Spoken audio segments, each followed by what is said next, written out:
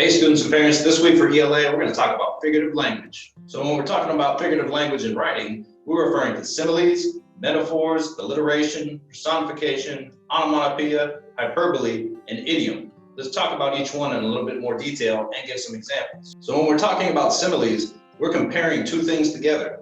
We're going to use the words like or as to compare them. The first example says, the girl's hair is as yellow as the sun. They're comparing the girl's hair to this color yellow of the sun. I guess she has beautiful hair. Also notice we're using the word as to compare those two unlike things. The next example, the boy runs like a rabbit. Comparing the way the boy runs to a rabbit. He must be pretty fast. In this case, we're going to use the word like to compare those two things. One important thing to note is just because the words like or as are in the sentence does not mean you're using a simile. In order to be a simile, a comparison has to be made. Here's an example that's not a simile. I like pizza. Sure, I like it, but I'm not comparing two things. Here's an example of using the word like in the sentence where it is a simile. The moon is like a pizza.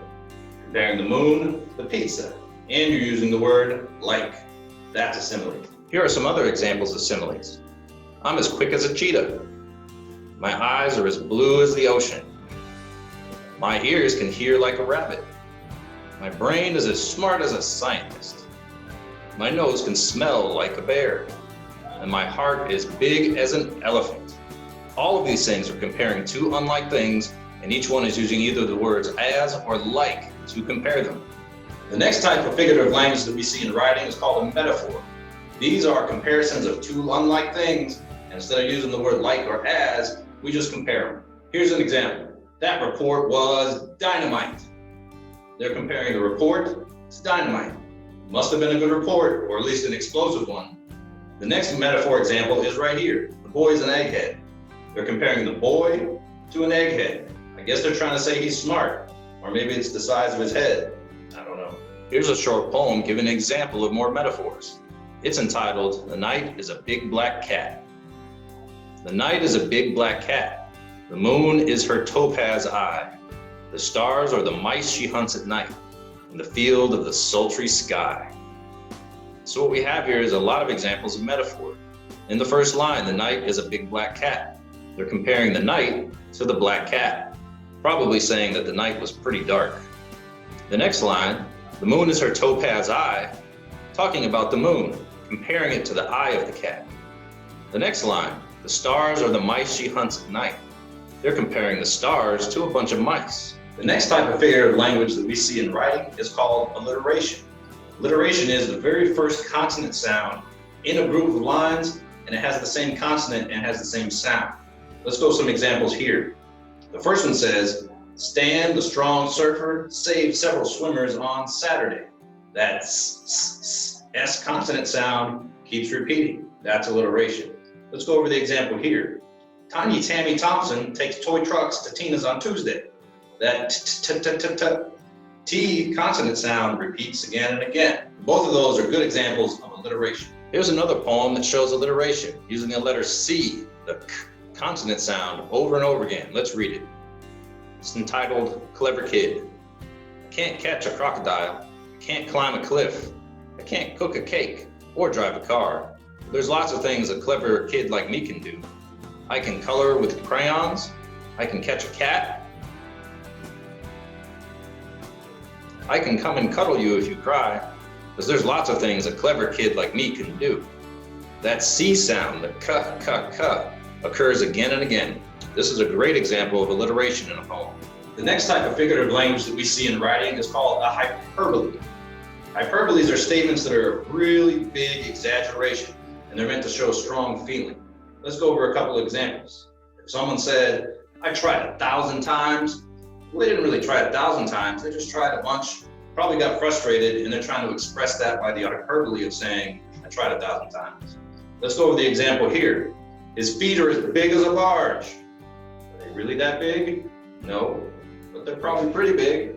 So they compared it to a barge using hyperbole. Here's a poem that shows a lot of good examples of hyperbole. Let's read it. It's entitled, Who Am I? I'm bigger than the entire earth, more powerful than the sea. Though 1,000,000 billion have tried, not one could ever stop me. I control each person with my hand and hold up the fleets of ships. I can make them bend to my will with one word from my lips. I'm the greatest power in the world, in this entire nation. No one should ever try to stop a child's imagination. Again, this poem shows a lot of great examples of hyperbole, exaggerated statements to make a point. So the next type of figurative language we see in writing is personification. And personification is when you take an inanimate object, give it human characteristics in order to express a thought or feeling. These inanimate objects don't have those characteristics really, but we're using it in a poetic way to express ourselves. Let's go over some examples.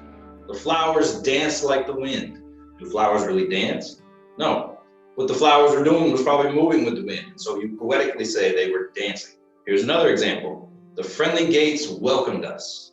Did the gates really say, hello, welcome here?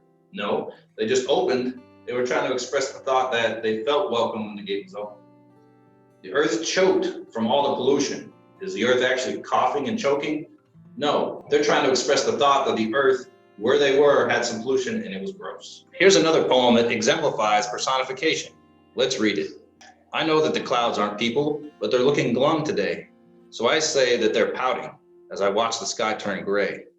Now the sky is not a person, but I feel the raindrop tears. So I say that it is crying, and then the sun appears. The sun is not a person, but its warmth spreads like a grin. So I say the sun is smiling, and the sky cheers up again. This poem is giving clouds and the sun and the sky human characteristics, saying that the clouds look glum, that they look sad, that they're pouting, and saying the sky is not a person, but it's crying, and saying the sun's not a person, but it spreads its grin like it's smiling on us. So in these examples, we're giving human characteristics to things that aren't human in order to make a poetic point and express themselves. The next type of figurative language we see in writing is what's called onomatopoeias. A very strange and funny word. Well, what's an onomatopoeia? It's a word that's a sound in and of itself. So words like broom, swish, boom, beep, click clack, tick tock. There's many others. If that word makes the sound that it is, it's an onomatopoeia. Here's a poem that demonstrates onomatopoeia all throughout. Let's read it. It's called The Noisy Recess. Ah, scream the kids as they play. Stomp, stomp, go the feet tumbling down the path. Bang, go the kids hitting the pole. Kids kicking soccer balls. Kick, kick, kick. Buzz go the bees. Swish goes the ball through the hoop. Tweet screeches the whistle. Time to go inside.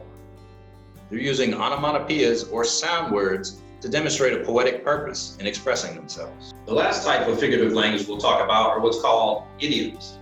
Idioms are pretty strange because if you look at them literally, they don't really make sense. A lot of these are language specific or even region specific within a country. People in those regions will say these idioms over and over again. People who understand it, maybe people from the outside won't, or people who speak a different language will have no idea what you're talking about if they take it literally. So let's look at some examples. I'm in hot water with my mom. Did your mom actually put you in hot water? No. It's an idiom basically meaning I'm in trouble with mom. Another example, are you feeling blue today? Well, am I blue? My shirt's blue, but am I blue? No. It's an idiom to say, I'm not feeling the best. I'm kind of sad, I'm kind of down. It's an idiom for that. So let's look at this poem. This has a lot of idioms in it, and we'll talk about them. It's entitled Idiom for Idiots. You can't cry over spilled milk, my mother always said. Life's not a piece of cake, she hammered in my head. That's the way it goes, that's the way the cookie crumbles. My mother saved her idioms for all my idiotic troubles. So let's look at these idioms here. It says, you can't cry over spilled milk. Well, what does that mean? That kind of means if you make a little mistake, don't worry about it. If you take it literally, you're making a mess with milk, and that's not really the case. The next one, life's not a piece of cake. Well, no, that doesn't really make sense, does it? Life is not cake, life is our life. What it's basically saying in this idiom is that life is not easy. The next one, that's the way the cookie crumbles. We're not really talking about cookies. We're talking about that's just kind of the way it goes. So idioms by themselves, taken literally, don't make sense. They're kind of just accepted sayings, again, within a country, within a region, within a language, and you have to figure out what it actually is saying. So we talked about the different types of figurative language we see in writing, especially in poetry.